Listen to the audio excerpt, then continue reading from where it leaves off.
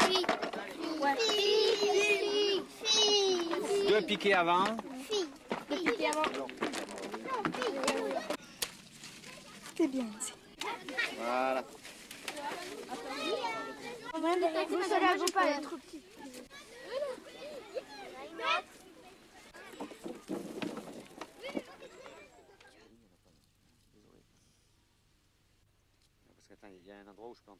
Ici, sur le vignoble des Hautes Collines de la Côte d'Azur, on est sur un terroir argilo-calcaire avec du cailloutis.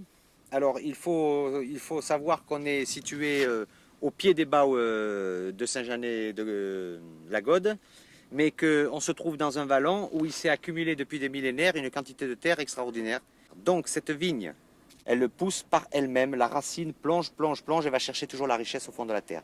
Si vous êtes dans une variété qui s'appelle le Cabernet Sauvignon, il est évident que nous sommes un peu tôt dans la saison et qu'au niveau de pourriture noble, on en est encore loin. Cependant, vous pouvez observer déjà quelques grains, notamment ceux-ci, qui sont à un bon stade. Si on s'amusait à mesurer le taux de sucre, on arriverait sûrement à un potentiel alcoolique de plus de 20 degrés. Là, vous avez une grappe magnifique en muscat qui va permettre de faire un naturellement doux avec les grains ici qui sont complètement secs et qui ont donc une concentration de sucre assez exceptionnelle. Quand on va couper la grappe, on va enlever ces quelques grains que vous remarquez ici qui sont rougeâtres et qui ne sont pas intéressants. Ensuite, on coupera la grappe dans un seau, on y mettra tous ces grains que vous voyez ici confits, pleins de sucre, pour faire le rancio. Et dans un autre seau, ces grains-là, qui sont déjà à une bonne maturité, pour faire le rosé tuilé.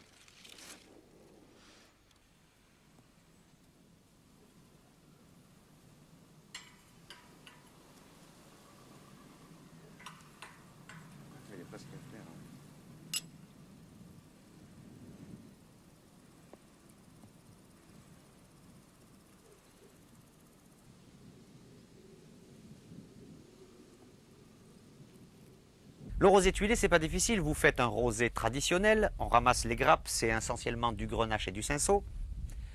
On fait un pressurage direct des grappes en totalité pour bien extraire tous les éléments de la pellicule et de la rafle qui vont faire la constitution du vin. On le fait vinifier en cave de façon traditionnelle. Quand la fermentation est terminée, on fait le premier gros débourbage et ensuite on le met dans les bonbonnes au soleil. Et on va le laisser de 6 à 8 semaines, selon le goût qu'on veut apporter, selon l'ensoleillement qui va nous donner ce que l'on recherche.